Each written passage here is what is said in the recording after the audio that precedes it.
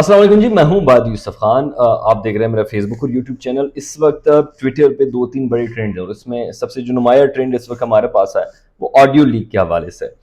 खान साहब की एक बड़ी मुबैना ऑडियो आई है जिसमें वो बड़े नजेबा अल्फाज से एक खातून के साथ जो सबका एमएनए है उनके साथ बात कर रहे हैं। और अब ये नहीं पता कि कबल अज़ वक्त है कहना कि जनाब वो खान साहब की आवाज़ ही है या नहीं।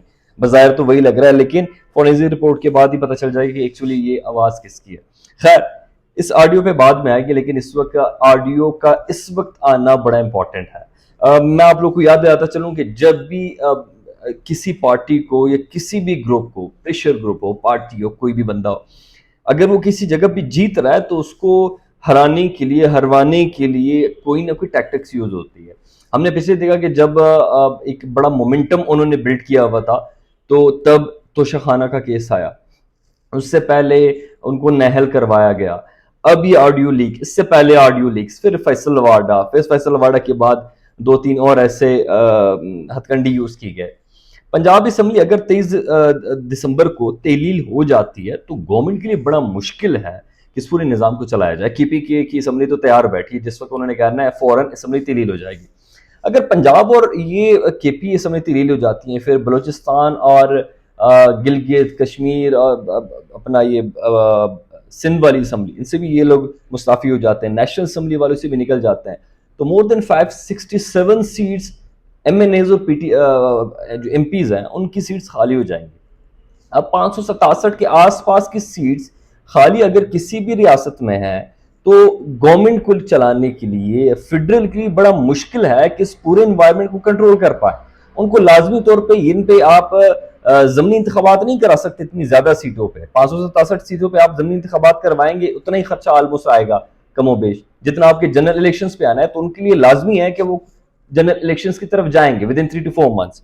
अच्छा, अब मैंने एक बात पहले भी की थी कि इस वक्त पीटीआई ये नहीं चाहती कि जनाब, पीटीआई को भी पता है कि इलेक्शंस अगस्त सितंबर से पहले नहीं हो सकते, और इस वक्त पीडीएम को भी पता है कि जनाब हम इससे पहले अगर इलेक्शंस में जाते हैं तो ये हमारी सियासी मौत है।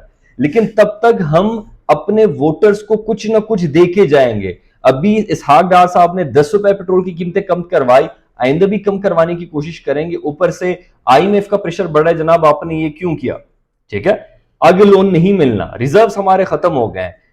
पीडीएम अवाम के पास क्या लेके जाएगी? पीटीआई ने तो अपना एक स्टांस बना लिया, उसने पब्लिक को एंगेज रखा पिछले 7-8 महीने से, और अब पीटीआई को चाहिए आइंदा कोई ऐसा स्टांस जिस बेस पे अगले इंतखाबात तक, ये जो 4-5-6 महीने 7 महीने जितना भी एक टाइम पीरियड है, उस बीच अपने जो वोटर्स है उनको एंगेज रखा जाए। क्योंकि अगर आपने 2-3 हफ्ते भी आप टंडे रहे तो आपके वोटर्स आराम से बैठ जाएंगे। आपने अपनी पब्लिक को, अपनी जो आपके सपोर्टर्स हैं उनको एंगेज रखना है, और एंगेज रखने के लिए आपने हर वक्त किसी न इशू पे बोलते रहना है और किसी न इशू में आपने पड़े रहना है। अब असेंबली अगर फौरन तहलील हो जाती है, ये भी एक मामला है कि तहलील कैसे होगी और कैसे नहीं होगी। इस वक्त पीटीआई के लिए सबसे बड़ा चैलेंज काफ लीग है, मुस्लिम लीग काफ। चौधरी परवेज लाई साहब एक तरफ तो पीटीआई को कह रहे हैं कि जनाब हम आपके साथ हैं, लेकिन दूसरी तरफ आपको पता है कि जनाब दोस्त चाहे आप मेरे हो, खाना आपको कहीं और से आ रहा है। दोस्त चाहे आप मेरे हैं, लेकिन खाना आपको कहीं और से आ रहा है। दोस्ती अगर खराब करनी है तो आपको खाना अच्छा मिलेगा, अगर आपको खाना नहीं चाहिए तो शायद दोस्ती आपकी अच्छी हो जाए। अब या तो वो दोस्ती बचाएगा या खाना, दोनों को साथ लेके इसलिए नहीं चल सकता कि जहां से खाना आ रहा है वहां से ये दोस्ती और उन खाने वालों के बीच में इस वक्त तकरार है। अच्छा जी, मोना सलाई साहब का इस वक्त जो किरदार है बड़ा इंपॉर्टेंट है। कहीं पे जब गरमाइश बढ़ जाती है तो मोना सलाई साहब आके उस गरमाइश पे थोड़ा सा पानी छिड़क देते हैं कि नहीं नहीं ऐसा नहीं है। उस तरफ अभी उन्होंने ट्वीट किया कि जनाब नॉट इंटरेस्टेड, एब्सोल्युटली नॉट, यानी पीडीएम के लिए हमारे रास्ते बंद है। हम उनकी जो पेश करदा ऑफर है कि हम चौधरी परवेज लाई को पीडीएम का वजीर आला मुंतखब करवा देते हैं, हमें नहीं चाहिए, उन्होंने साफ इनकार कर दिया।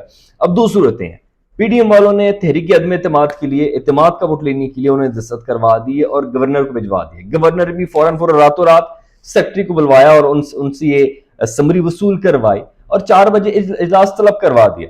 अब ये एक कानूनी नुक्ता है कि इस वक्त जब आपका इजलास जारी हो तब आप इत्तेमाद का वोट ले सकते हैं अपने चीफ मिनिस्टर से। तो ये अब तक तो इस पे बहस थी कि जनाब नहीं ले सकते, जब तक सेशन चल रहा है नहीं हो सकता ऐसा कोई भी अमल। अगर ये इजलास, क्योंकि पीटीआई या कोलिशन गवर्नमेंट चौधरी परवेज लाई कभी भी नहीं चाहेंगे कि उसके इत्तेमाद के वोट के लिए यहाँ पे बिठाया जाए, इत्तेमाद का वोट लेंगे ऑब्वियसली यहाँ पे। पीटीआई तो ऑब्वियसली चाह रही है कि ये चीज खत्म हो जाए, लेकिन उनके थ्रू नहीं। अब इनके पास कुछ एमपीएस भी मुस्ताफी हो गए, तो यहाँ पे तादाद ऑलरेडी कम पड़ गई। अगर इत्तेमाद के वोट तक बात चली जाती है तो यहाँ पे शायद किसी और तरफ बात चली जाएगी। वहां तक जाने इसलिए नहीं देंगे कि सेशन ये बुलाएंगे नहीं, स्पीकर इनका है, और सेशन नहीं बुलाएंगे, कोर्ट तक बात जाएगी, कोर्ट में ये वाला मामला दोबारा, मैंने पहले बात की थी, इस मामले को तूल मिलेगी। ये फरवरी से पहले पहले ये मामला सॉर्ट आउट नहीं होगा पंजाब असेंबली का, और फरवरी तक इस मामले को घसीटेंगे। जितना इसको घसीटेंगे एक मामला रहेगा, फरवरी तक ये अपने वोटर्स को एंगेज रखेंगे।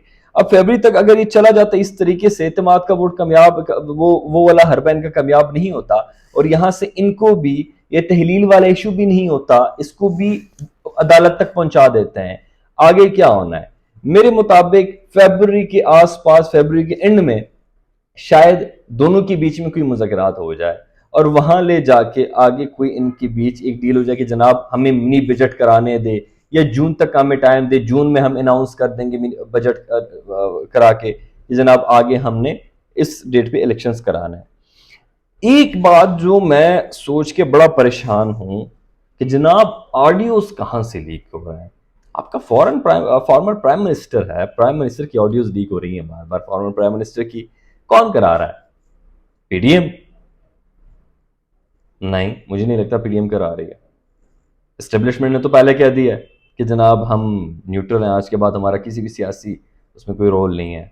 जितने भी इदारे हैं, इदारे मतलब इदारे सारे आपके पीडीएम के अंडर है। मुझे समझ नहीं आ रहा, मैं बड़ा इस मामले में कोई नादान सा बंदा हूँ। आप लोगों ने लाजमी बताना है ऑडियोज कौन लीक करवा रहा है और इन ऑडियोज का मकसद क्या है, ये आपने मुझे अपने कमेंट सेक्शन में लाजमी बताना है। Thank you so much.